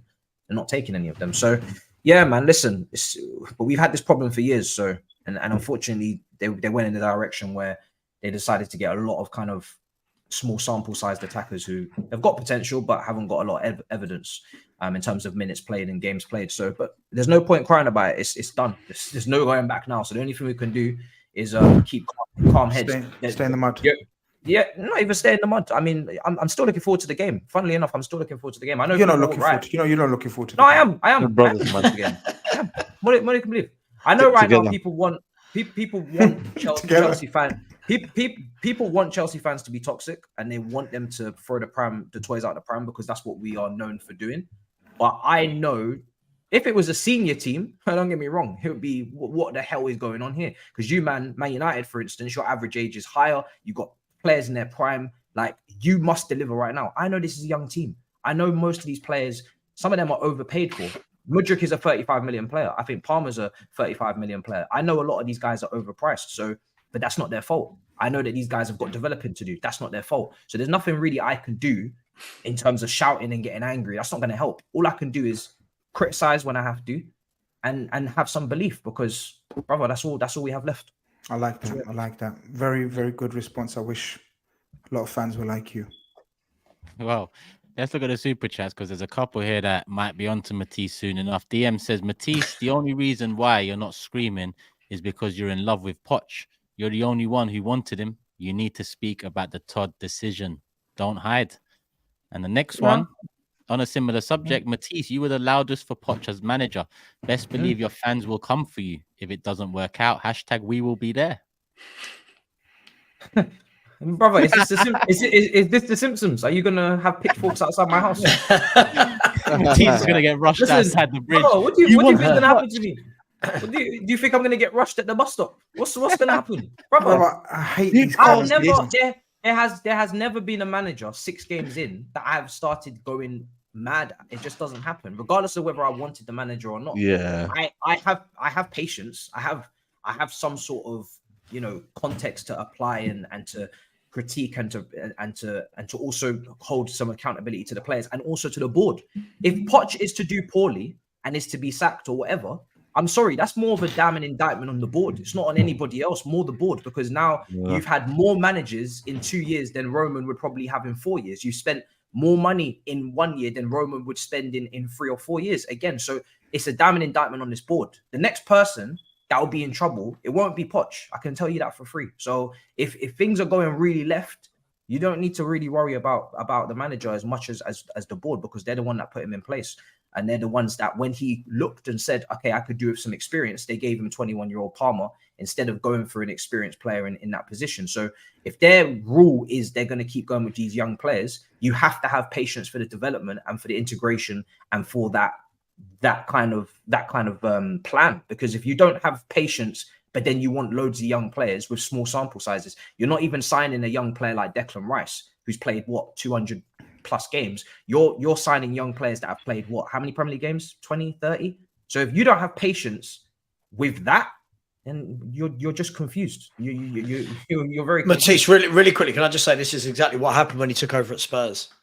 It was not good at first. It was not good. It was he got rid of all the deadwood. He tried to blood a lot of young players, and it didn't work at first. There were a lot of young, inexperienced players.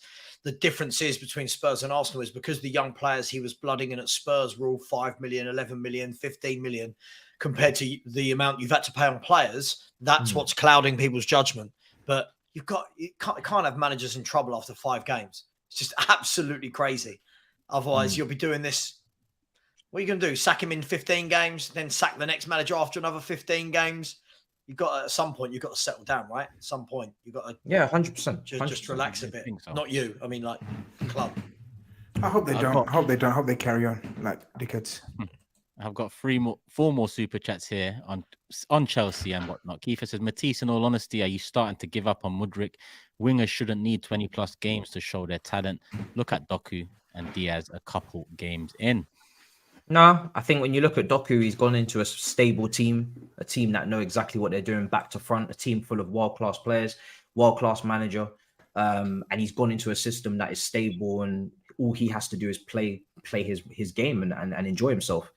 Mudryk is coming to the complete opposite. I wouldn't even count the first 6 months as any sort of integration for one of the most unstable clubs of all time, right? He probably worked under 3 different managers in his first 6 months. So I can't give up on Mudryk because, again, I didn't have massive expectations of Mudryk. Mudryk was wanting to go to Arsenal. I didn't know who Mudryk was. So even though the price tag is there, again, I haven't got any like, oh, why is Mudryk not performing how I saw him perform at Shakhtar? No I didn't watch them. I didn't watch Shakhtar. I'm pretty calm. Fair. Z says, I can't wait to slap these lots 6-0. The Wenger Jose days still haunt me to this day. Looking forward to another victory at the bridge. And B Wise says, the hate along duo will have a long day on Sunday. Umar, Turkish, need a moderator. Hook me up, G if needed. I haven't sorted the moderators for this channel. I just do it organically. When I see familiar faces and names from my channel that were modding, I'll mod people up as we go. So wait on it. Nice one here from Millie says, I've been watching you guys from day one. Keep up the good work. The main 6 order subs are all real ones. Love from the Netherlands. Love, my guy. Appreciate those words. Appreciate the super chat. Thank you very much. And let's do the predictions for Chelsea Villa now. Villa concede goals. Emery can be all over the gaff at times. But Chelsea are all over the gaff most times. 2-1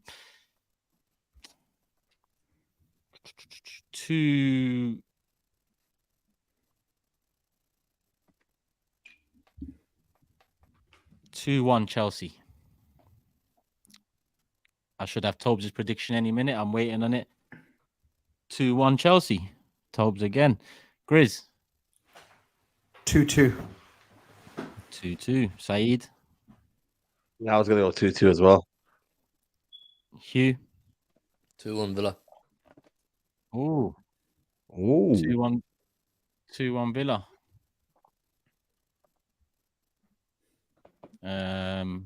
Sorry, I just started hearing something. 2-1 Villa. Matisse.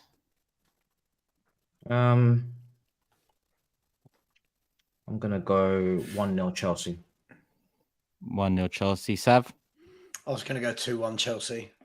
Like the Man United thing, they've got to get a win soon, mate. They've got to pull it out. They've got to at some point. Wow. I'm gonna just keep putting it out there. I'm gonna just keep putting the vibe out there, man.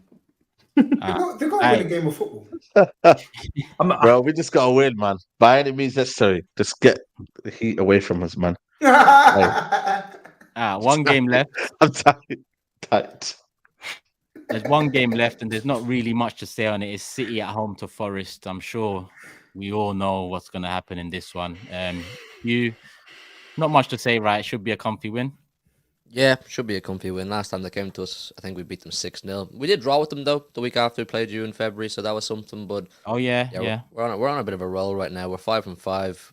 Good start in the Champions League. The other night there as well was good to be back under the Champions League lights. So listen, we've had one of the easiest starts out of all the clubs this season, and we passed every test. But you know the big tests are coming up in October. October will be a big month, so I just want to see out the rest of September. I think we've got Forest and Wolves left in September. See that out, then we'll look towards October. But yeah, listen, I can't say a huge amount more. I think it'll be standard procedure. We're playing quite well. Jeremy Doku's absolutely cooking, man. He changed the game for us the other night. I was doing my fan cams after the game in the Etihad the other night, and there was these Belgian boys over, and they were saying he's the next Eden Hazard. So listen, we'll have to wait on that one. But yeah, he looks great. Alvarez absolutely cooking as well. He's getting the spotlight he deserves. So yeah, for Saturday, I'm just genuinely just expecting a City win. So am I 4-0. Going straight in with a prediction. 4-0 City. I'll wait on Tobes' one. Should be in any time now. 4-0 as well. What's Tobes doing? Sending them as soon as I speak. GRIZZ. This is so sus, man. 5. 5-0. SAEED. Feeling that it's going to be somewhere. There's going to be a goal for Nottingham Forest. So I'm just going to go 4-1. 4-1. HUGH. 3-0 City. 3-0 Matisse. I'm gonna go 2-0 City. And last but not least, Sav. 5-1 City. 5-1. I know which 5-1 you're hoping comes in this weekend. I told you, I'm not buying an Arsenal shirt, though, right? You've got to have one of them Don't knocking worry, about man. I got a AFTV or collection of them, man. I got a collection of them. Let's round it off there. We have one super chat here that I did save. Let me just bring it up now. Mr. BP says, can we get Savva on here more often when Tobs isn't around? Level head, decent Spurs fan, and big up Fuad too. 100%. Like I said, it won't be the last time we see Savva. But you can see Savva on Football Heritage TV. Link in the description below. He's on the road to 20K. He's on 11 point something now. Hit the subscribe button. Show him some love because he's always doing content. And like I said, it's not just Tottenham related. But we are going to wrap this show up now. And I did ask you for some help. I've pinned the Forever Arsenal link in the live chat. So I've pinned the Forever Arsenal link in the live chat. They're going to try dock points off me, people, on the prediction table. They're going to try dock points. I'm going to try put it to the people. And when I put it to the people, I need the people in the chat ready to vote. And when it's time to vote, I need you to vote either no point deduction or 1 point deduction. So they're going to go for all three of them. So please, people, there's a link there. If you've got time, head over to Forever Arsenal. It will be early on in the show. I'm sure they're going to try put it on me early on. So make sure you're there. Make sure you vote. Love for the love. And we keep it moving, people. We're going to wrap it up here. Hope you've enjoyed. We're back on Monday, 9 p.m., I believe. If there's a match, and it'll be after the match. But yeah, I'm going over to AFTV, Forever Arsenal time. Love, people. We're out. Peace.